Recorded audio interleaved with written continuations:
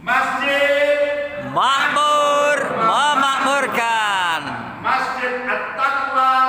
Dari masjid kita bangkit. Sekali lagi, ya semangat Ibu.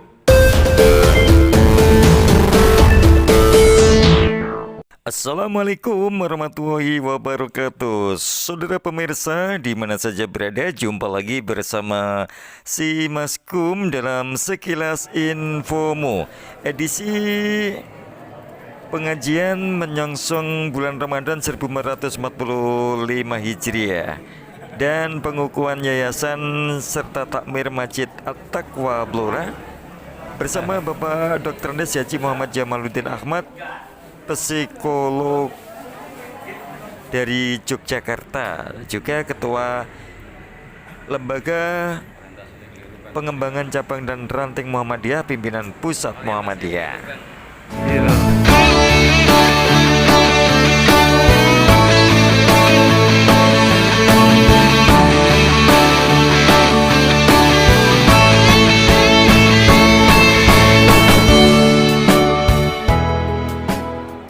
Saudara pemirsa yang dimuliakan Allah, acara pengajian menyongsong Ramadan dan juga pengukuhan yayasan dan takmir Masjid At-Taqwa Blora ini merupakan acara yang mulia yang dilaksanakan di Masjid At-Taqwa, yaitu tempat yang mulia. Semoga kita digolongkan orang-orang yang mulia di sisi Allah Subhanahu wa taala. Pemirsa, orang yang mau memakmurkan masjid adalah orang yang beriman kepada Allah dan percaya kepada hari akhir, juga menegakkan sholat, serta orang yang mau zakat, infak, sodakoh, atau orang yang mengalahkan egonya, juga orang yang peduli orang-orang lain. Semoga masjid ini menjadi pusatnya ZIS atau zakat, infak, sodakoh melalui lazismu ataupun basnas. Saudara pemirsa, mereka yang memakmurkan masjid hanyalah orang-orang yang takut kepada Allah dan mohon petunjuk kepada Allah Subhanahu wa taala. Hal ini terdapat dalam Quran surat At-Taubah ayat 18. Sedangkan fungsi masjid pada zaman Rasulullah, selain masjid sebagai tempat ibadah, masjid sebagai tempat konsultasi dan komunikasi, baik tentang ekonomi, pendidikan, juga tempat kegiatan sosial, juga tempat latihan militer atau kegiatan olahraga tapak suci misalnya, pelatihan keamanan masjid. Dan sebagaimana doa Nabi Ibrahim untuk masjid, bahwa keamanan masjid supaya masjid itu nyaman dan aman dalam ibadah serta menyenangkan bagi jamaah. Panitia mengucapkan ahlan wa sahlan, selamat datang dan terima kasih, syukron kasiron pada jamaah dan undangan yang dapat hadir pada pagi hari ini. Selanjutnya izinkan saya untuk membacakan susunan acara pada pagi hari ini. Yang pertama yaitu pembukaan, yang kedua pembacaan ayat suci Al-Quran, selanjutnya pengukuhan pengurus yayasan dan takmir Masjid Besar At-Taqwa Blora, lalu kemudian yang selanjutnya yaitu iftitah ketua yayasan Masjid Besar At-Taqwa Blora, dilanjutkan dengan acara utama yaitu pengajian menyambut bulan Ramadan 1445 Hijriah, lalu penutupan. Untuk membuka acara pada pagi hari ini, saya ajak Bapak Ibu hadirin sekalian untuk membuka acara dengan mengucapkan basmalah bersama-sama. Bismillahirrahmanirrahim. pengurus yayasan dan takbir Masjid Besar At-Taqwa Blora. Yang pertama yaitu pembacaan akta notaris yayasan Masjid Besar At-Taqwa Blora kepada Bapak Slamet Mulyono SHMKN. Waktu dan tempat dipersilakan. Sehat Pak? Gimana?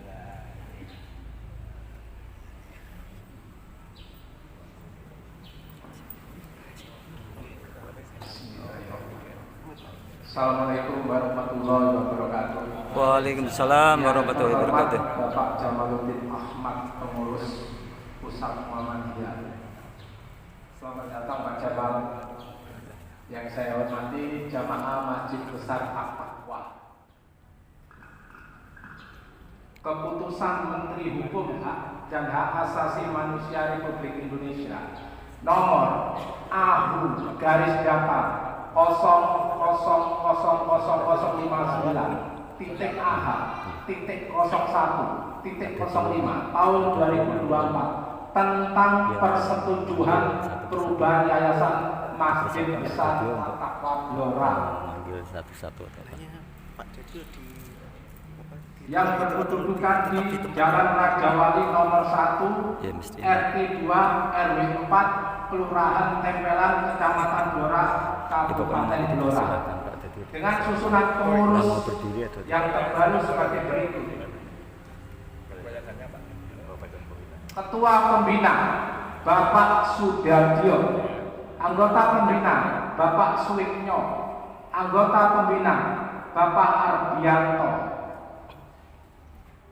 Ketua Pengawas Bapak Mas Subianto, anggota pengawas Bapak Armin Nurhartanto, anggota pengawas Bapak Agustianto, pengurus Ketua Bapak Nugroho Adiwarso, Wakil Ketua 1 Bapak Widodo, Wakil Ketua 2 Bapak Burhanuddin, Sekretaris 1 Bapak Joko Mursito, Sekretaris 2 Bapak Arista Arif Nugroho, Bendahara 1 Bapak Doni Setiawan, Bendahara 2 Bapak Ayubi Nurhandoyo.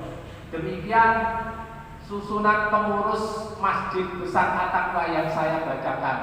Semoga dengan pengurus yang baru ini amanah dan Allah Subhanahu wa taala selalu merahmati Masjid Besar At-Taqwa Blora. Amin. Terima kasih. Wabillahi taufiq wal hidayah. Wassalamualaikum warahmatullahi wabarakatuh. Waalaikumsalam warahmatullahi wabarakatuh.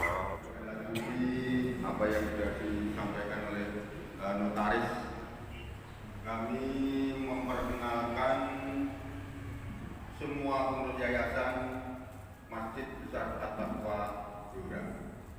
Untuk ini kami akan memperkenalkan apa yang sudah kami sampaikan, nama-nama mohon nanti maju ke depan dan menghadap ke para hadirin. Mohon nanti yang kami sebut namanya mohon maju ke depan. Yang pertama, kami sendiri saya sudah banyak diketahui selaku ketua Dewan Pembina Yayasan Masjid Besar At-Taqwa Kabupaten Blora. Berikutnya Bapak Dr. Andes Suwikno MSI sebagai anggota Dewan Pembina. Berikutnya Saudara Haji Arbianto MP selaku juga anggota Dewan Pembina. Mohon.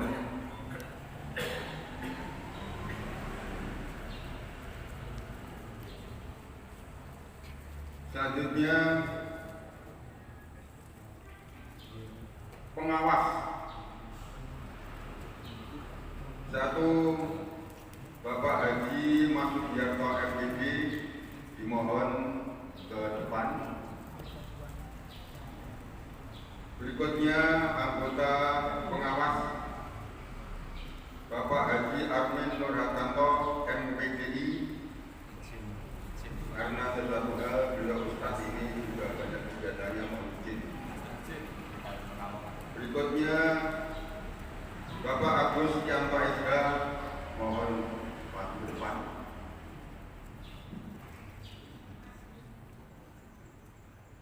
Berikutnya Bapak Ketua Pengurus Yayasan Masjid Besar At-Taqwa, yaitu Bapak Dr. Nugroho Adiwarso SPUD, mohon maju ke depan.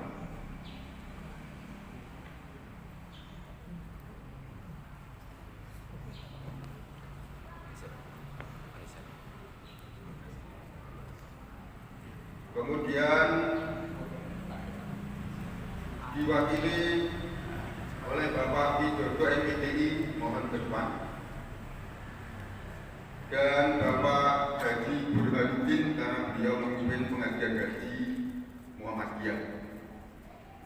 Dan berikutnya yaitu Sekretaris 1 Bapak Joko Mursito SH, mohon maju ke depan. Sekretaris 2 Saudara Arista Arif Nugroho, mohon maju ke depan. Bendahara 1 Saudara Doni Setiawan, dan Bendahara 2 Saudara Ayubi Nurhandoyo. Ini pengurus sekaligus dimulai dari Dewan Pembina, kemudian pengurus yayasan dan sekaligus pengawas yayasan, jumlah 13 orang. Mohon Bapak Ibu semuanya mengetahui dan hubungan kerja nanti kepada kami di yayasan. Dan selanjutnya akan nanti dilanjutkan dengan pengurus takmir dan sebagainya. Dari kami terima kasih atas perhatiannya dan juga mohon maaf bila mana ada hal yang kurang berkenan. Wassalamualaikum warahmatullahi wabarakatuh. Waalaikumsalam warahmatullahi wabarakatuh. Pengukuhan pengurus takmir Masjid Besar At-Taqwa Blora. Yang pertama, pembacaan surat keputusan Yayasan Masjid Besar At-Taqwa Blora oleh Bapak Joko Mursito. Waktu dan tempat silakan.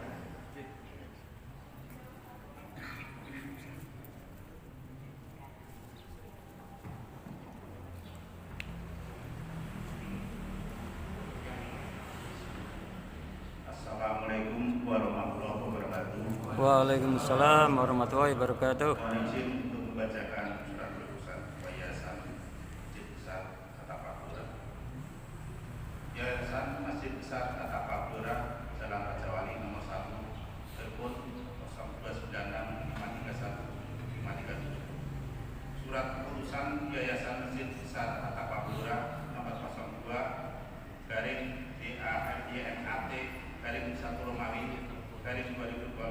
tentang susunan pengurus takmir Masjid Besar At-Taqwa Blora periode tahun 2024-2028, menimbang dan seterusnya, mengingat dan seterusnya, memutuskan, menetapkan, pertama, memberhentikan dengan hormat kepengurusan takmir Masjid Besar At-Taqwa Blora sebagaimana tercantum dalam surat keputusan Yayasan Masjid Besar At-Taqwa Blora nomor 002/DMAD/4 tanggal 12 April 2019 dengan ucapan terima kasih dan menghargai yang sebesar-besarnya atas jasa dan pengabdiannya. Kedua, surat keputusan ini disampaikan kepada yang bersangkutan untuk dilaksanakan sebagai amanah. Ketiga, apabila terdapat kekeliruan dalam keputusan ini akan dibetulkan sebagaimana mestinya. Keempat, keputusan ini mulai berlaku untuk 4 tahun sejak tanggal ditetapkan, dan apabila di kemudian hari terdapat kekeliruan dalam keputusan ini akan dibetulkan sebagaimana mestinya. Ditetapkan di Blora pada tanggal 31 Januari 2024. Ketua Dr. Haji Nugroho Adiwarso SPUD ditandatangani.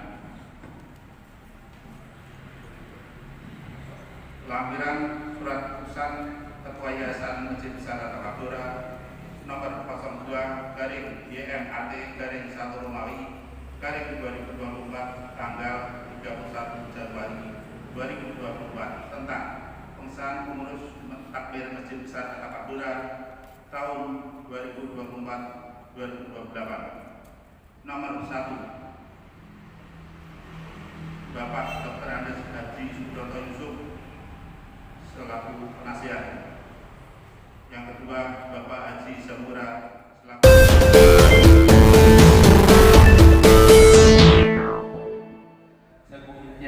sesungguhnya yang membangun masjid Allah adanya orang-orang yang beriman kepada Allah dan hari akhir. Jadi sudah dijadikan nas dari Allah bahwa mereka yang membangun masjid adalah orang yang beriman kepada Allah dan hari akhir. Oleh karena itu makanya membangun masjid adalah penting. Ya, karena masjid ini tidak hanya sebagai untuk ibadah, tapi pusat peradaban. Ya, mulai sejak zaman Nabi sampai sekarang. Oleh karena itu dengan bentuknya pengurusan masjid atau takbir Masjid Besar Takabura hari ini mudah-mudahan amanah dan berikan berkah bagi kita semuanya. Masjid ini menjadi pusat ilmu, pusat ibadah, pusat kegiatan untuk umat yang bisa memberikan kemanfaatan untuk masyarakat sekitarnya maupun Islam pada umumnya. Waalaikumsalam warahmatullahi wabarakatuh.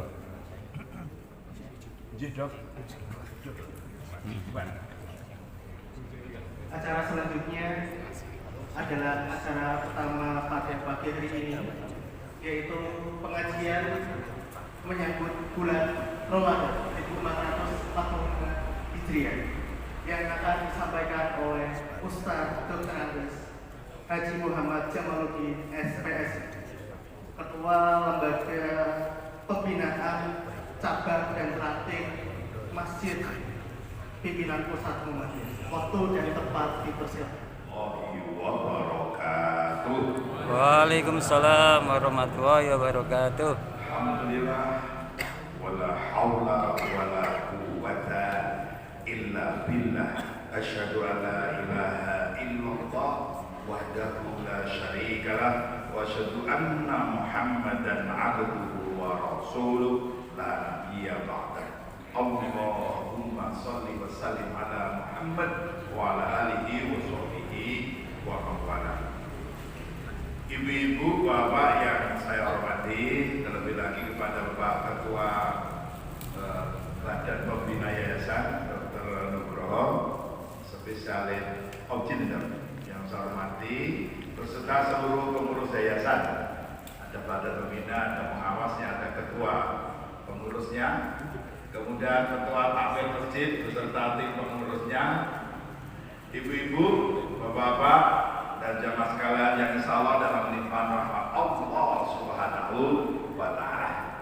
Yang paling awal mari kita bersyukur pada Allah Subhanahu wa Ta'ala. Salah satu cara bersyukur dengan mengucap Alhamdulillahi Rabbil Alamin. Alhamdulillah pagi hari ini atau siang hari ini, kalau aktif di tentara, di polisi itu kalau 10 siang sudah sekarang sudah siang, ini terlalu siang. Tadi saya di sini beliau Pak Ketua Badan Pembina ini pernah jadi polisi, kalau dokter di bidang kedokteran polisi. Jadi kita satu ini juga meskipun beda programnya. Bapak Ibu yang saya hormati, siang hari ini kita bersyukur. Yang pertama, acaranya acara yang mulia. Mulia karena dikukuhkan, dilantik mereka-mereka yang mau peduli kepada masjid dengan menjadi pengurus yayasan dan dengan jadi takmir masjid atau pengurus masjid. Nah, dilantiknya juga di tempat yang mulia, masjid lagi. Majelisnya mulia, tempatnya mulia. Mudah-mudahan yang hadir di sini semuanya digolongkan orang-orang yang dimuliakan oleh Allah Subhanahu wa Ta'ala. Karena kita memuliakan tempat Allah dengan mengurusinya, memakmurkan masjid agar masjid ini mampu memakmurkan jamaah dan masyarakat. Nah, ini pekerjaan yang hanya mau dan bisa dilakukan oleh tadi Pak Dokter sudah menyebut siapakah orang-orang yang memakmurkan masjid. Yang pertama adalah orang yang beriman kepada Allah dan hari akhir. Kalau nggak percaya pada Allah, nggak beriman, nggak percaya pada akhir, nggak mungkin peduli masjid. Terus dilengkapi siapa lagi? Mereka itu Bapak Ibu adalah orang yang menegakkan atau istiqomah sholatnya, orang yang selalu menegakkan sholat. Wa aqam sholat, jadi orang-orang yang peduli dengan sholat, menegakkan sholat. Nah kalau sholat malas masa mau ke masjid. Kemudian siapa lagi?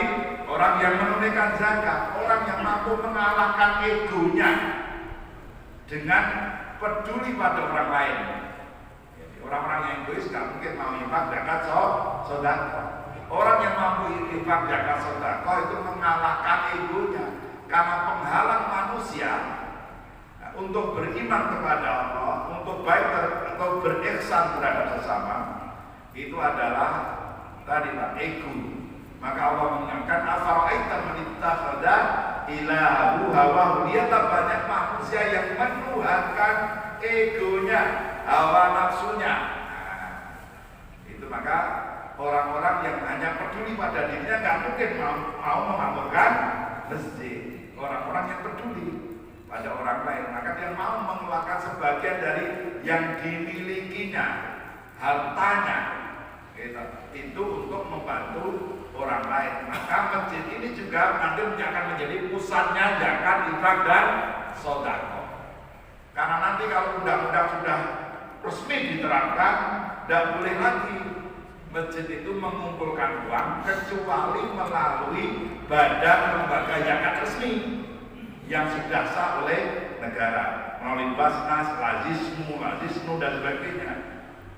Seperti masjid ini nanti akan memilih mana, misalnya kalau afiliasinya ke Muhammadiyah ya milihnya Lazisnu dan seterusnya. Kan tidak boleh lagi.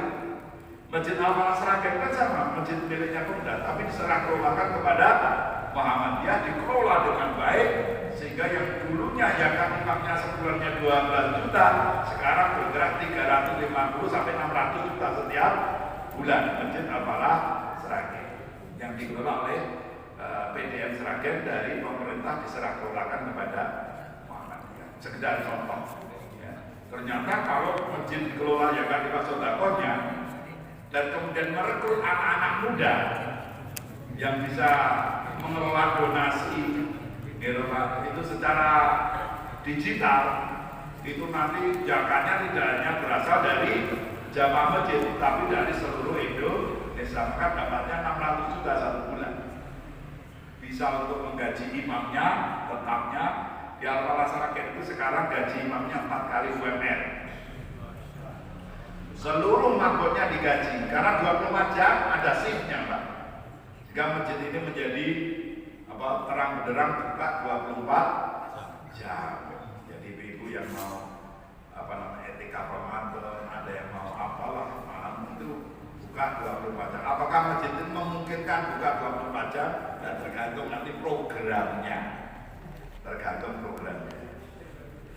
Nah Bapak Ibu yang saya hormati, kemudian siapa lagi? Mereka yang akan memakmurkan masjid adalah mereka yang takutnya hanya kepada Allah Subhanahu wa Ta'ala. Jadi tidak dikit-dikit takutnya dikit-dikit gitu kan, tapi sering itu buat stres. Orang yang memang mengaku yang maha kuat sesungguhnya hanya Allah Subhanahu wa Ta'ala, kemudian selalu mohon petunjuk agar ketika menggerakkan masjid bukan egonya yang mendahului, tetapi atas petunjuk Allah Subhanahu wa Ta'ala. Itu secara umum Quran surah At-Taubah, kita Bapak Ibu ayatnya ayat 18. Nah sekarang Bapak Ibu, bagaimana fungsi masjid sewaktu zaman Rasulullah Muhammad SAW? Masjid pada zaman Nabi Muhammad itu tidak hanya berfungsi sebagai tempat ibadah, tapi juga tempat konsultasi dan komunikasi masalah ekonomi, sosial, budaya, dan sebagainya. Jadi di masjid itu ada pusat-pusat konsultasi seperti di Masjid Al-Falah Sragen itu ada tim khusus konsultasi ekonomi. Ada 3 orang yang bangkrut usahanya, yang satu 25 miliar, yang satu 11 miliar, yang satu 9 miliar. Orang yang bangkrut ini didampingi oleh tim konsultasinya masjid. Akhirnya usahanya pelan-pelan kembali hidup, utangnya bisa tutup kembali, dan usahanya bangkit. Ya. Kemudian salah seorang dari mereka itu menghibahkan komplek perumahan kepada PP Muhammadiyah, langsung diterima Pak Idan. Maka berdiri ranting di komplek perumahan itu sekarang dengan masjidnya, gitu Pak. Kenapa? Karena ketika dia bangkrut, didampingi oleh tim dan konsultan orang-orang yang pintar di bidang ekonomi oleh Masjid Al-Falah Sragen. Sampai kemudian itu salah satu usahanya komplek perumahan diberikan kepada Muhammadiyah PP dan lahirlah ranting Muhammadiyah baru di tempat itu. Karena mereka merasa ditolong. Itu yang omsetnya miliaran, yang usaha 100.000, 2 juta dan sebagainya banyak sekali diurusi oleh masjid itu. Karena kalau nggak diurusi, nggak dibantu, nanti larinya ke rentenir, ke riba. Ibu-ibu, di sana juga ada konsultasi keluarga sakinah. Ada tim khusus yang menjodohkan jamaah masjid yang belum nikah. Nah, nanti harus dibuat juga tim nih Pak. Anak-anak muda biar tertarik di sini, dibuatkan program untuk anak muda. Saran saya, di samping takmir masjid, nanti membentuk badan eksekutif Pak. Yang mereka mungkin 2, 3, atau 4 orang, 5 orang memang dipekerjakan dan digaji untuk merawat masjid ini, bukan hanya fisiknya tapi memikirkan program-program masjid ini. Karena bapak-bapak ini kan waktunya terbatas ya Pak. Terus, dan nanti harus ada anak-anak muda eksekutif yang memang memikirkan program masjid, nanti bisa diikutkan di Akademi Marbot Masjid gitu, Muhammadiyah gitu, atau Masjid Akademi Marbot Masjid Al-Falah yang bukan Muhammadiyah. Nanti dilatih di situ bagaimana caranya membuat program agar masjid-masjid ini menjadi masjid yang makmur. Dulu program awalnya 6 bulan Pak, kursusnya 6 bulan. Terus diringkas jadi 4 bulan, 4 hari 40 hari. Terus yang terakhir diringkas jadi 8 hari saja. Dilatih agar bisa membuat masjid ini makmur dengan berbagai program-programnya. Salah satu yang unik di Al-Falah itu adalah program pernikahan Pak. Hampir tiap bulan Masjid Al-Falah itu menikahkan anak-anak muda, ya dicarikan jalur dinikahkan menjadi pemakmur masjid, dilatih ekonominya dan sebagainya. Saya kira masjid ini sangat memungkinkan, gitu, karena ini dia berada di tengah kota seperti Masjid Al-Falah Sragen. Masjid ini juga zaman Rasulullah berfungsi sebagai tempat pendidikan, pusat pendidikan.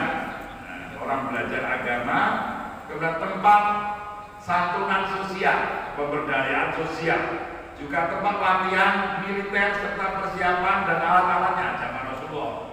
Prajurit itu latihannya di halaman masjid, karena rumah kan halamannya pasir waktu itu Pak. Nah, di sini ya tapak suci atau apalah bagaimana kita nggak boleh. Tapi kalau melatih program dan sebagainya boleh, diserahkan pada kodim, diserahkan kepada polisi untuk melatih mereka boleh, karena untuk keamanan masjid. Kenapa ini penting Pak keamanan? Karena doa Nabiullah Ibrahim alaihissalam itu salah satu doa pertamanya adalah memohon kepada Allah agar memberikan keamanan. Memohon kepada Allah. Quran surah Ibrahim ayat 35 itu doa Nabi Ibrahim yang pertama, minta pada Allah agar Mekah, di mana masjid Allah, di mana rumah Allah itu berdiri, diberi keamanan oleh Allah Subhanahu wa Ta'ala. Maka masjid itu harus aman juga, warganya juga harus dibantu untuk aman agar ibadahnya tenang, aktivitasnya tenang, aman. Maka perlu masjid ada satpamnya, atau ada kokamnya, atau ada apa yang kemudian membuat ibu-ibu kalau ke masjid tidak sholat mikir serandalnya, sholat mikir tasnya, kan di YouTube banyak Pak. Orang yang mau sholat ternyata bawa lari tas sesama jamaah. Nah, CCTV udah dipasang dari ini. Sama ada Pak? Ya alhamdulillah. Seperti itu karena ya namanya orang sekarang ya hidup semakin susah dipakai.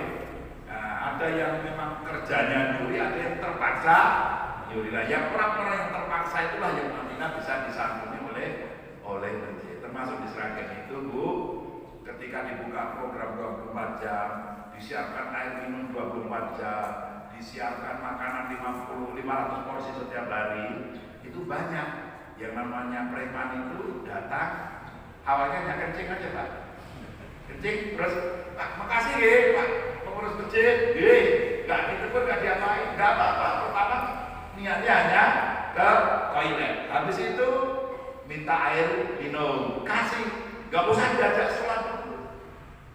Setelah itu kasih makan dan sebagainya. Lama-lama timbul rasa malu, akhirnya mereka ikut memakmurkan masjid. Ada yang tukang becak ke situ ya tidur Pak, tidur pergi lagi nggak sholat juga, tapi lama-lama akhirnya sholat. Nah, seperti itu. Sehingga menjadikan masjid itu tempat yang aman, menyenangkan bagi mereka semuanya. Ini yang perlu saya sampaikan kepada Bapak Ibu, bagaimana fungsi masjid itu biar mampu makmur dan memakmurkan jamaahnya. Dan saya sarankan nanti mengirim 3 atau 5 anak muda ikut akademi marbot masjid di Al-Falah Sragen, agar Bapak-bapak nanti tinggal memantau, memotivasi anak muda untuk makmurkan masjid. Karena kita itu lemahnya dakwah di kalangan anak muda, dakwah di kalangan milenial, generasi Z, pasca Z itu kurang, dakwah kita kurang. Maka harus ada tim anak-anak muda yang membuat masjid ini makmur oleh anak-anak muda. Nah ini khusus yang berkaitan dengan masalah permasjidan. Nah sekarang kita masuk pada permintaan panitia untuk mengkaji pengajian menyongsong Ramadan. Bapak Ibu yang saya hormati, insya Allah sebentar lagi Ramadan akan tiba. Menurut edaran Majelis Takjid bagi yang berlatar belakang Muhammadiyah, puasa Ramadan akan dimulai tanggal 11. Berapa? 11. Puasa Ramadan dimulai pada 1 Ramadan. Bertepatan dengan tanggal 11. Kalau ingat puasa tanggal 11 Maret jangan salah.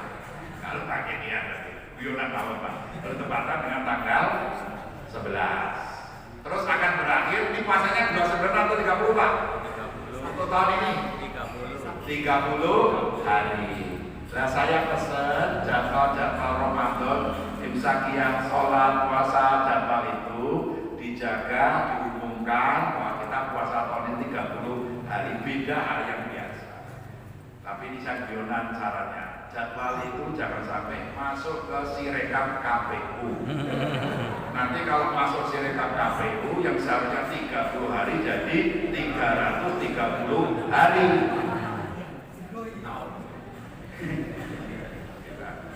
Kalau atas salah masuk input ke Sirekap, nanti munculin video setahun kosong. Guyonan nama Bapak yang saya hormati. Kalau buat ngaji tentang fikih puasa, karena itu sudah sering disampaikan. Tapi kita perhatikan maksud dan tujuan puasa itu bisa diperhatikan dari setiap kalimat terakhir dari ayat-ayat yang berbicara tentang puasa. Al-Baqarah ayat 183 sampai 187.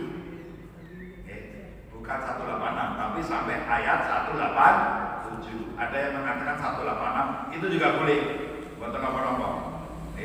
Bapak yang saya hormati, jadi nanti Bapak Ibu perhatikan, perhatikan dari ayat 183. A'udzubillahi minasyaitonirrajim. Bismillahirrahmanirrahim. Ya ayyuhalladzina amanu kutiba alaikumusiyam kama kutiba 'alal ladzina min qablikum la'allakum tattaqun.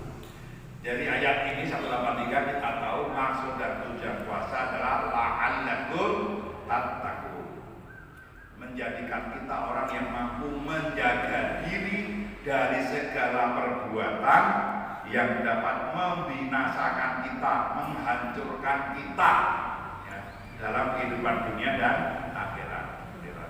Kata takwa itu bermakna menjaga diri. Sehingga dengan puasa ini kita diarahkan oleh Allah menjadi orang-orang yang mampu menjaga diri kita dari segala hal yang merusak. Faksa bal munkar. Caranya bagaimana? Bermodal iman, maka yang dipanggil oleh Allah adalah untuk puasa orang-orang yang beriman. Untuk melakukan apa? Untuk melakukan sebuah ibadah yang namanya siam atau saum. Melakukan siam atau saum, melakukan puasa. Puasa itu bermakna juga menahan diri atau menghindarkan dari sesuatu yang dilarang oleh Allah Subhanahu wa Ta'ala. Hampir semakna artinya dengan imsak. Ya, kalau sudah imsak itu bukan berarti sudah nggak boleh sahur, tapi hati-hati tahan dirimu, hati-hati jangan sampai kebablasan makan sahur. Nah Bapak Ibu, nah pekerjaan yang paling berat adalah kita dengan puasa itu dengan modal iman dilatih untuk menahan diri atau menghindarkan diri dari segala sesuatu yang dilarang oleh Allah Subhanahu wa Ta'ala. Ternyata untuk menjadi takwa, mampu menjaga diri itu butuh latihan selama 29 hari atau selama 30 hari. Berlatih membiasakan diri sehingga dengan kebiasaan melatih diri akan terbentuk diri atau personality atau kepribadian atau karakter atau akhlak menjadi orang-orang yang bertakwa. Di takwa itu tidak ujuk-ujuk, butuh proses latihan yang namanya puasa, saum atau siam. Siam berkaitan dengan segala sesuatu yang dilarang berkaitan dengan definisi puasa, dari makan, minum, melakukan hubungan seks ya, yang belum pada waktunya dan sebagainya, yang dilarang itu harus dihindari. Lebih kepada nafsu makan, nafsu minum, nafsu biologis dan sebagainya. Kalau saum itu berkaitan dengan kemampuan kita menjaga diri kita dari ucapan-ucapan, perbuatan-perbuatan yang tidak dibolehkan oleh Allah Subhanahu wa Ta'ala. Maka Maryam, ibunda Nabi Isa Al-Masih alaihissalam itu perintahnya saum, karena dia waktu berpuasa apa Bu? Berpuasa dari perintahnya ke Maryam apa Bu? Berpuasa untuk tidak berkata-kata, pakai kata saum. Jadi itu termasuk yang berat. Biasanya ngomong-ngomong, sekarang jadi ngomong-ngomong. Seperti itu berat, nggak ngomongin itu berat. Tapi lebih berat tidak ngomong, lebih berat ngomong atau tidak ngomong? Ayo. Bagi bapak-bapak lebih berat tidak ngomong karena istrinya sedang ngomong. Kalau istri sudah pidato, bapak-bapak harus menahan diri, harus saum untuk tidak berkata-kata dulu. Karena kalau istrinya ngomong, suaminya ngomong, jadi masalah.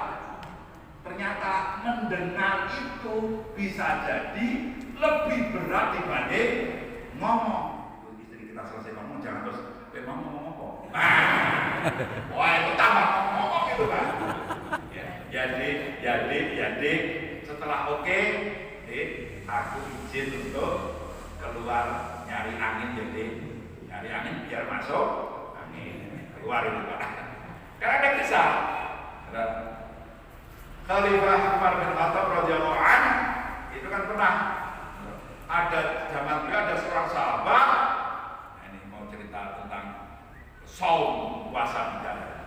Ada seorang sahabat yang stres Karena setiap hari, setiap di rumah diceramai istrinya. Di sini disambungkan. Diceramai istrinya. Lagi orang duduk, istrinya langsung Assalamualaikum warahmatullahi wabarakatuh. Lagi orang pergi diceramai, pulang pergi belum ceramai lagi. Akhirnya dia stres, mau mengadukan masalah hidupnya kepada Khalifah Umar bin Khattab. Sampai stres, mau jawabin stres apa gitu? Budak. Nah, budak ini kan blora bahasa budak. Judek. Budak itu pikirannya budak, hatinya budak. Nah, itu stres. Tapi belum sampai depresi, masih bisa komunikasi Bapak Ibu. Akhirnya beliau mengadukan ke Khalifah Umar bin Khattab.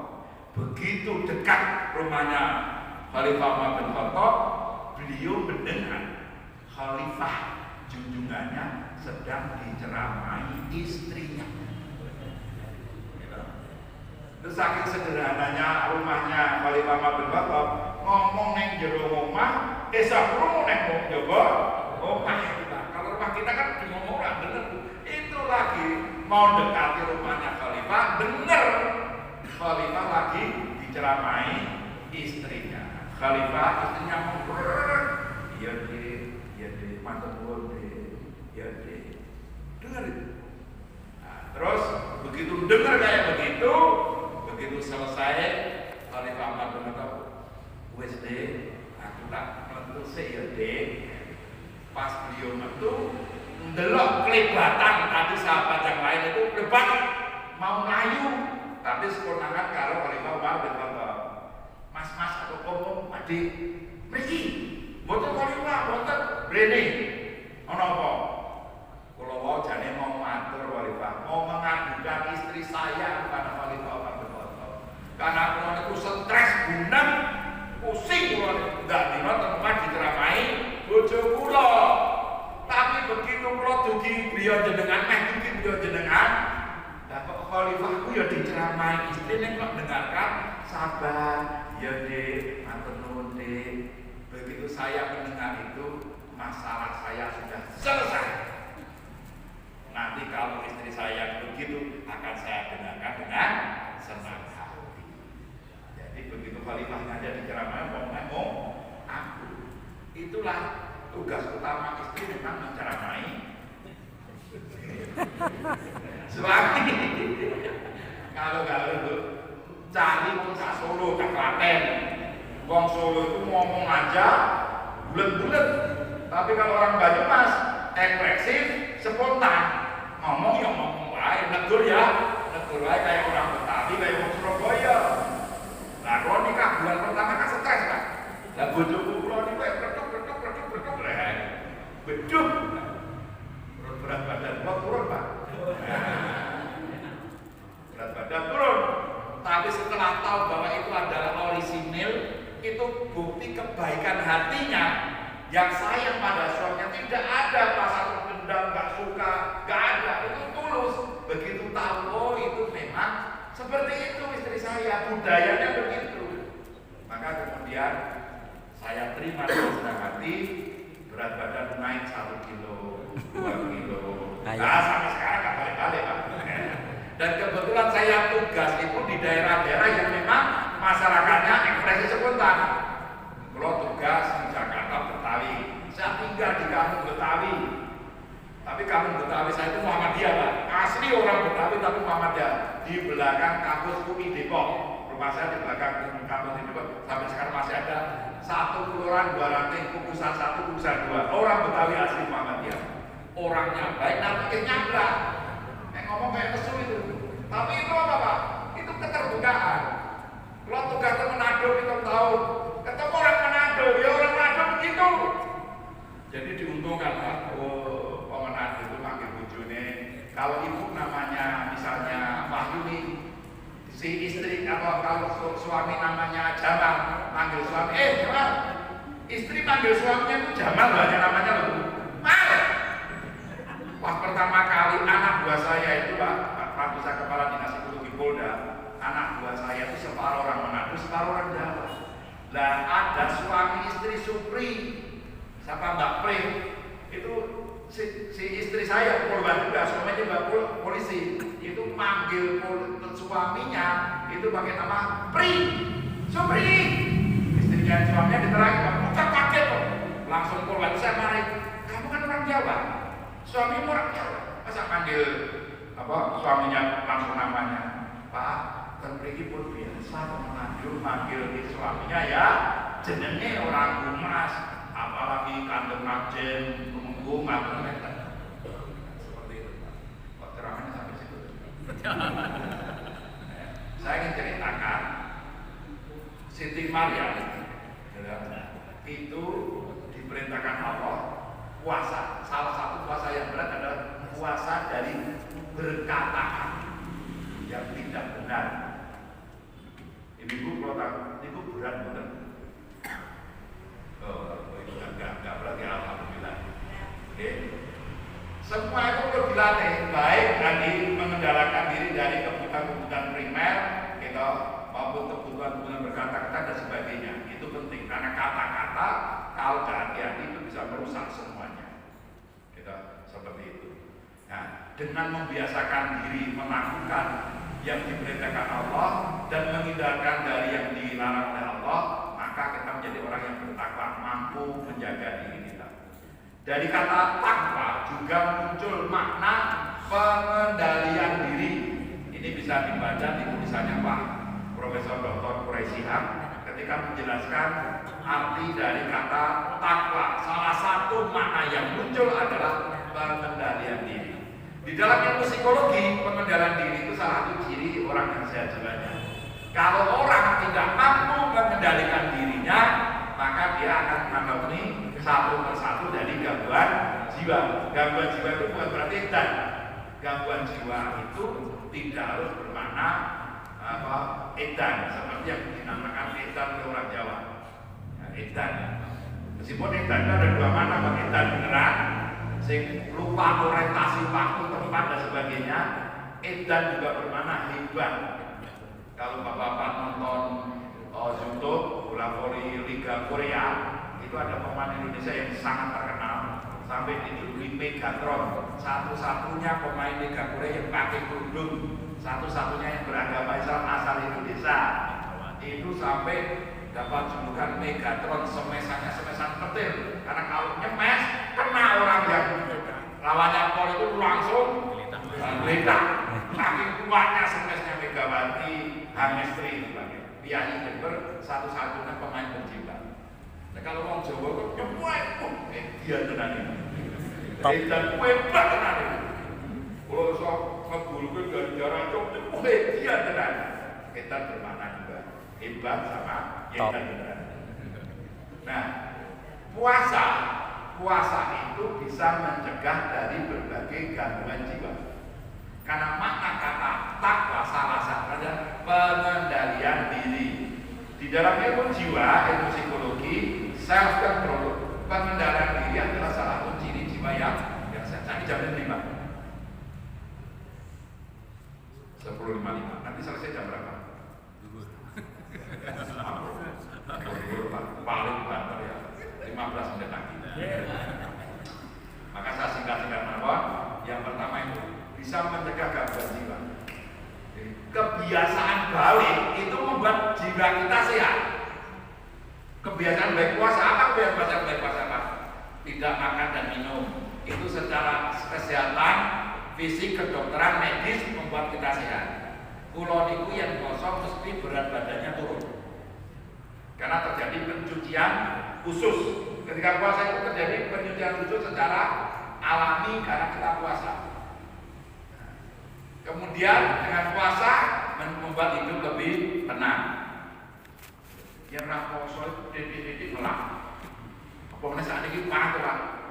Jogja itu panas luar biasa. Udah sekitar 6 bulan ini kami dulu pindah dari Bantul ke Piungan. Itu kalau tidur selimutan. Sekarang selimutnya berupaya panas gobios di Jogja. Sini panas benar. Panas malam hari kecuali punya AC Pak ya. Nah, rumah klo kita desain nggak pakai AC karena istri saya nggak tahan AC, nggak biasa pakai AC. Mau didesain dulu kedinginan, saat ini kepanasan. dengan puasa kita bisa menurunkan emosi dan sebagainya. Itu banyak jurnal yang sudah meneliti. Bahkan di Rusia itu ada penelitian rumah sakit jiwa di Rusia itu dokter-dokter spesialis kejiwaannya, psikiaternya itu udah bingung. Nah, kok wong edan ditambah di roda mari-mari. Kalau dia dapat kabar di Mesir itu ada rumah sakit jiwa yang pasiennya itu udah mari. Wong edan beneran Pak. Itu bisa sembuh dan sembuhnya dilalui dengan tahapan berpuasa. Akhirnya rumah sakit jiwa Moskow itu menerapkan apa yang diterapkan di rumah sakit jiwa Mesir. Akhirnya diterapkan di situ, dibagi dua. Yang satu tidak diterapi puasa, yang satu diterapi puasa. Ternyata pasien jiwa yang diterapi puasa sembuhnya lebih cepat dibanding yang tidak diterapi puasa. Hikmahnya apa? Wong edan mawon diajak poso iso mari dan apa meneh wong waras. Yen poso dadi lebih sehat karena self controlnya itu menjadi meningkat. Nah, seperti itu. Maka la'alakum tattaqun, poso berarti kebaikan, berarti meninggalkan yang dilarang, berarti melakukan hal yang positif itu ternyata hasilnya tidak hanya membuat kita bertakwa dalam pengertian mampu menghindarkan diri dari yang dilarang, tetapi ternyata juga membuat kita sehat jiwanya karena pengendalian dirinya lebih baik. Juga secara fisik kita akan lebih sehat insya Allah. Ibu-ibu, siapa yang punya mah rutin? Mahnya rutin? Gak ada? Atau banyak? Oke. Mah itu penyakit mah lambung itu 86% itu palsu. Namanya mah anorganik, psikosomatik. 86% mah itu palsu. Mah yang tidak sakit fisiknya. Yang sakit fisiknya namanya mah organik, itu hanya 14%. Maka mayoritas mah itu adalah psikosomatik. Mah yang dirasa mah tetapi sesungguhnya tidak sakit. Tapi itu timbul karena pikiran, karena kondisi jiwa, kondisi hati. Itu 86%. Maka kalau bapak-bapak istrinya kok setiap tanggal 20 mahnya kampung. Itu ya, saya rutin-rutin itu kampung, itu buat saya diajak ke dokter Pak Puji, Pak Budi dan sebagainya. Kalau istri kita kok kampungnya rutin, itu langsung dibawa di sini rumah makan yang paling cantik, paling enak di mana sih Pak? Di Duren rumah makan apa Pak?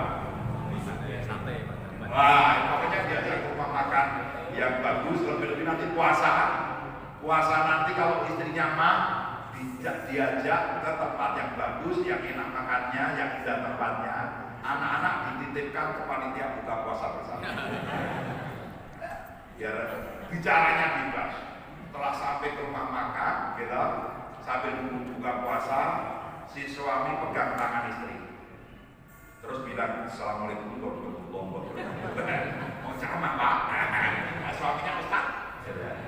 Terus maafkanlah diriku yang selama ini kurang memperhatikan. Betul Bu? Yang kedua, maafkanlah diriku Dek yang jarang memujimu. Betul Bu? Domnio tak bilani kalau cuma baik. Terus pegang lagi, Dek, maafkanlah diriku yang selama ini jarang minta maaf padaku. Betul Ibu-ibu? Ini ungkapan penderitaan bertahun-tahun. Oke, kalau saya sebutkan 10 nanti betul semuanya gitu Pak. Nah, gak usah saya perpanjang apa itu ya. Setelah itu, Dek, mulai hari ini saya berjanji akan memperhatikan, akan memuji, akan sering minta maaf padamu. Pusing loh. Terus setelah itu Bapak keluarkan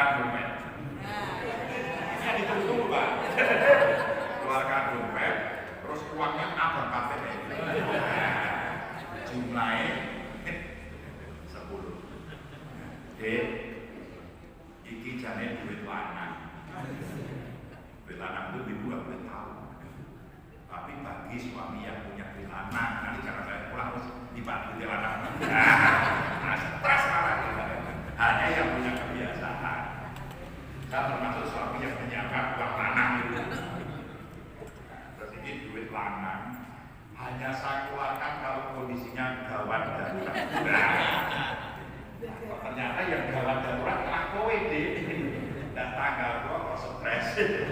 Akhirnya dikasih 10.000, mau nggak deh? Masa dijawab langsung diambil. Nah, insya Allah setelah terima itu kita mahnya langsung sembuh di tempat itu. Karena mahnya psikosomatik. Mah psikosomatik penyakit lain banyak.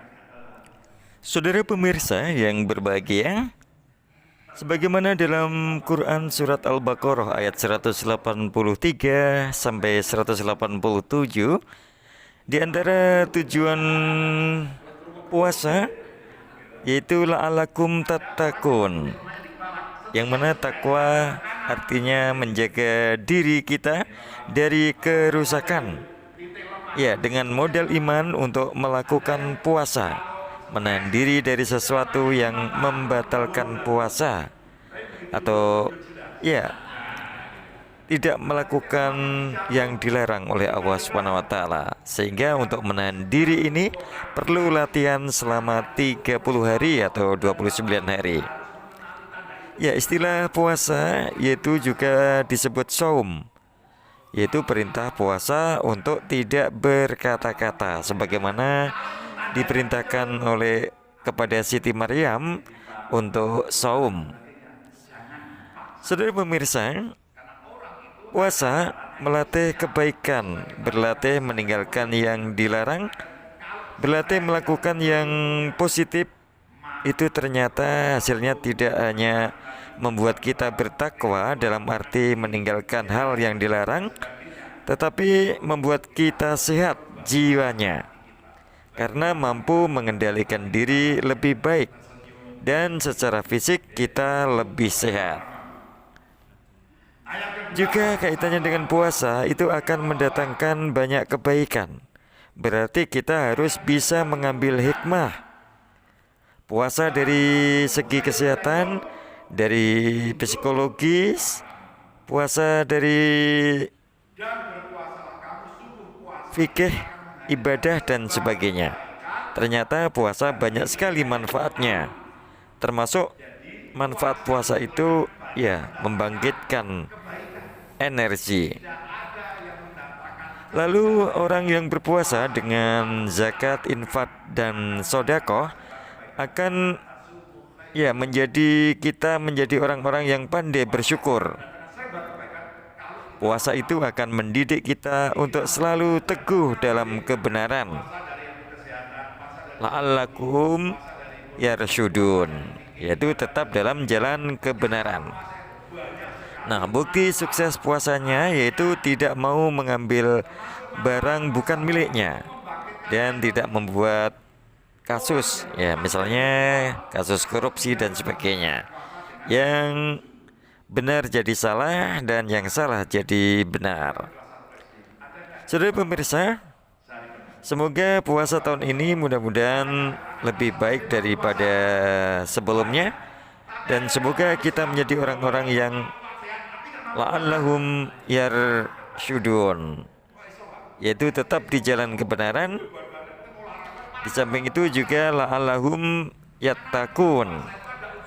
Semoga masjid kita dicintai umat, makmur jamaahnya, makmur kegiatannya, dan makmur warganya. Amin, Allahumma amin. Dia mampu berpuasa, tapi orang sekuat apapun kalau nggak ngerti manfaat puasa, nggak beriman, nggak mampu puasa. Baru jam sono wis nang warung kita sikile kok. Itu wong Islam itu yang perlu kita dakwai. Gitu. Maka di dalam Muhammadiyah bagi yang Islam diajak untuk memahami Islam lebih baik. Bagi yang non Muslim diajak masuk Islam. Anak kecil TK karena guru diniyahnya, guru TPA-nya bagus atau TK-nya bagus. Anak-anak, besok tanggal 11 kita akan mulai puasa karena tanggal 11 bertepatan dengan 1 Ramadan. Anak-anak kalau mau jadi orang hebat seperti Rasulullah, akan jadi orang hebat seperti B.J. Habibie, orang hebat seperti Pak Amin Rais, orang hebat seperti Ustaz Ali Hidayat. Itu beliau punya kebiasaan puasa sejak kecil. Nah, adik-adik, anak-anakku kalau pengen jadi orang hebat, mulai kecil kita belajar puasa. Ya. Kalau sampai ada yang bujui kamu nggak puasa, itulah setan. Akhirnya anak ini pulang sampai ke rumah lapor sama ibunya, bapaknya. Ibu, bapak, besok tanggal 11 saya puasa. Anaknya yang benar. Dia kata bu guru, kalau begini akan jadi orang hebat puasa. Akhirnya hari H datang. Si anak kecil ini puasa hari pertama dulu. Jam 12 sebulan dulu jam terus. Terus jam 1 tanya bu, ini jam pinten? Jam 1 le. Abot yo poso. Wah. Terus jam 2 tanya lagi, jam pinten bu? Jam 2. Ayo kletok. Ibu ini mah dari setan. Terus jam 3 tengok meneh. Jam pinten bu? Jam 3. Gitu. Habis sholat, anak kecil udah megang tiang rumah. Saking lemes itu. Bu, jam pinten? Jam 4. Mungkin jam 1 kok tengok terus. Yang orang pas kosong rasa kosong, wes batale, wes jam 4 oleh apa? Wes oleh pahala. Pripun bu? Kalau kan bantah tanggal apa? Nah jam apa? Yo wes kosong kan tekan tanggal apa? Tekan jam 4 raposo rapopo wes oleh pahala. Ibu bener nggak lu bantah? Iya. Maka ibu setan. Kok setan deh? Kata dulu sopo wae sing ngujudi wong poso batal niku setan. Bapak itu sengkongan itu aman. Nah, aman datang. Krungu. Lah kok anakku disetan ibu, bojoku disetan-setane karo anakku. Bapak priye-priye betul. Lha kowe ngomong apa, Le? Ibu setan, Pak. Lu kok setan? Lah ibu nyuruh saya batal puasa kata guru ya. Anak itu udah kata guru. Wah, kata presiden aja kata itu. Kata guru. Katanya guru kalau siapa yang bujui puasa batal itu setan. Loh, mau bujui aja setan, Le? Iya, Pak. Lah kalau saya raposo, itu baik setan, Pak. Nah, bapaknya kaget, bapaknya raposo, Pak.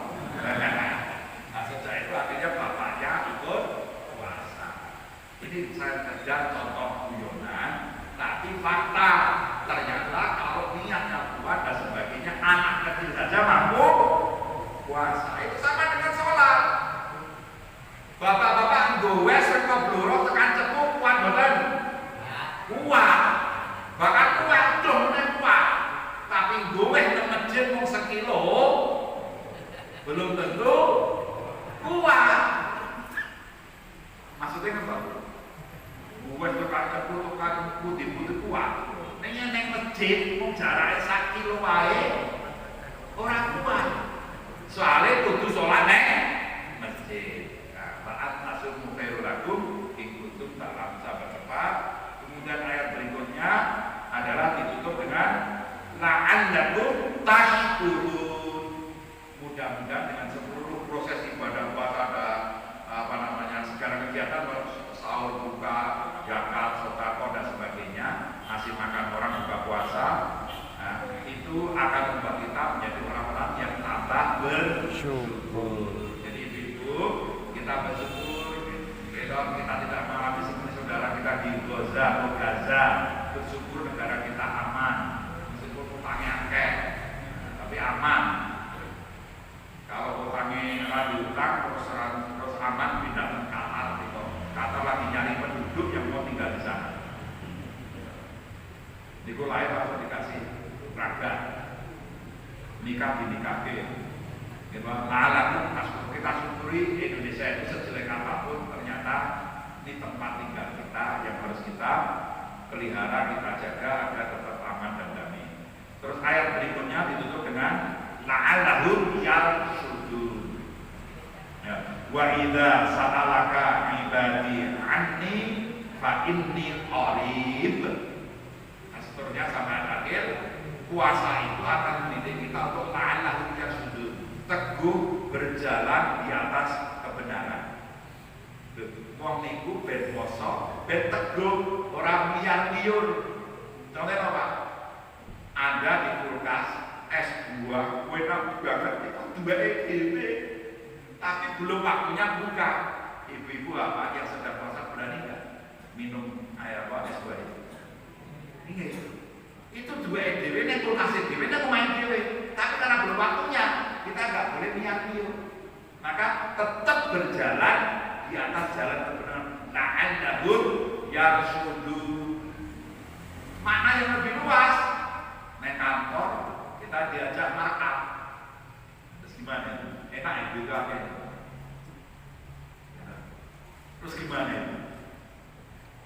Maka kemudian karena kita sudah dididik puasa, kita tidak mau melakukan yang dilarang oleh Allah. Kita tetap la'allahum yarshudun, berjalan di atas kebenaran.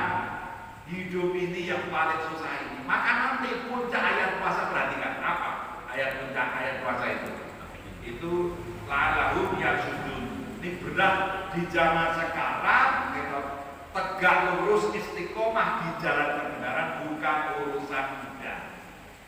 Pemilu kemarin yang kasih saya selamat satu serak Pak 1 miliar Pak, oke 1 miliar tak pikir-pikir saya. Nah, itu banyak Pak, sudah kiai-kiai pun banyak yang digoda, ustaz banyak yang digoda. Lah apakah kita la'allahum yarshudun itu tantangan yang berat. Termasuk dulu saya kerja di polisi, jadi psikolog sendirian di Polda. Itu kalau udah musim seleksi akpol, seleksi mau PTIK dan sebagainya, banyak orang nyari saya pakai tas kresek. Niku isine buatan kerupuk Pak. Niku isine buatan rokok. Nah, niku isine duit. Itu godaan berat. Salah satu godaan yang paling berat saat ini adalah godaan fulus, godaan. Maka la'allahum yarshudun, berat. La'allahum yattaqun, diperintah untuk takwa lagi. Dan yang terakhir adalah ini Pak, wala taqulu amwalakum bainakum bil batil. Sampai ayat akhir saya bacakan terjemahnya 18 ini enggak biasa ya Pak Quran. 187. 188. Dan janganlah sebagian kamu memakan harta sebagian yang lain di antara kamu dengan jalan yang batil. Dan janganlah kamu membawa urusan harta itu kepada hakim supaya kamu dapat memakan sebagian dari harta benda orang lain itu dengan jalan berbuat dosa, padahal kamu mengetahui. Di puncak ayat puasa itu menjadikan orang apa? Gak mau mengambil barang yang bukan haknya miliknya. Itu bukti orang itu puasanya sukses. Terus apa? Tidak membuat kasus suap, manipulasi dan sebagainya. Tidak membuat, kita sudah tahu kita itu salah, tapi mendatangi hakim orang yang mampu membuat keputusan, terus kita bujuk, kita rayu agar memenangkan perkara kita yang sebenarnya salah. Itulah yang membuat sebuah rumah tangga, kantor, negara hancur ketika orang yang benar jadi salah, yang salah jadi benar. Ini ujian berat kita bagi umat Islam dan bangsa Indonesia. Mudah-mudahan kita puasa tahun ini menjadi puasa yang lebih baik dibanding tahun sebelumnya, dan kita menjadi orang-orang yang la'allahum yarshudun, di samping la'allahum yattaqun. Demikian yang bisa saya sampaikan pada kesempatan ini. Mudah-mudahan ada manfaatnya. Mudah-mudahan anak Madura ini menjadi masjid yang dicintai umat, makmur jamaahnya, makmur kegiatannya, dan makmur. Amin. Kalau saya lihat masjid, jawabannya makmur memakmurkan. Makmur memakmurkan. Makmur sholatnya masuk, makmur jamaahnya, infaknya agar makmur memakmurkan jamaahnya. Terus at-taqwa, saya lengkapi masjid at-taqwa, dari masjid kita bangkit, dari masjid kita bangkit. Oke, Bapak Ibu. Alright. Siap? Alright. Masjid Makmur memakmurkan. Masjid At-Taqwa. Dari masjid kita bangkit. Waalaikumsalam warahmatullahi wabarakatuh. Terima kasih tausiah yang telah disampaikan oleh Bapak Jamaluddin Ahmad. Semoga menjadi pengingat dan menjadi manfaat bagi kita semua dalam nanti menjalankan ibadah puasa bulan Ramadan 1445 Hijriah. Selanjutnya adalah penutupan. Tak terasa kita telah memasuki penghujung acara pada pagi hari ini. Kami panitia memohon maaf apabila ada tutur kata, apabila ada jamuan dan layanan yang kurang berkenan di hati Bapak Ibu jamaah sekalian. Mari kita tutup acara pada pagi hari ini dengan Subhanaka Allahumma wa bihamdika asyhadu an la ilaha illa anta astaghfiruka wa atubu ilaik. Alhamdulillahirabbil alamin. demikian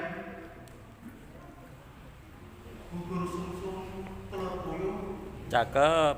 Wassalamualaikum warahmatullahi wabarakatuh. Waalaikumsalam.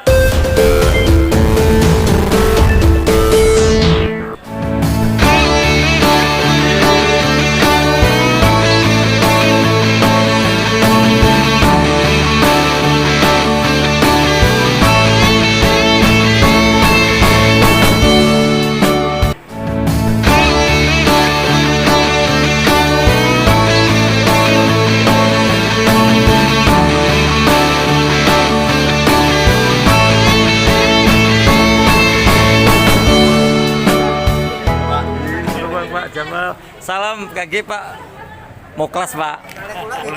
Pak Moklas.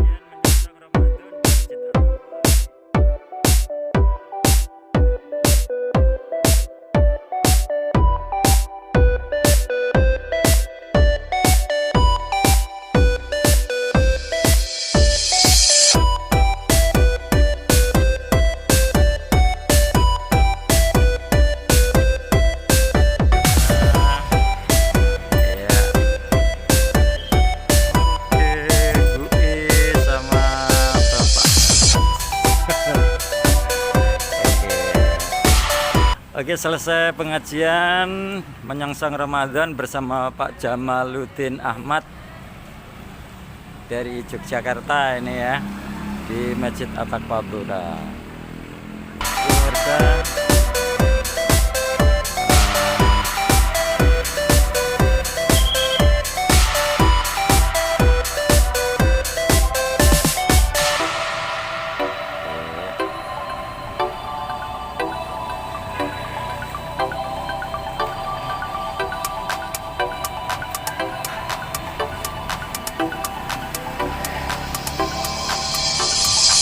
Oke.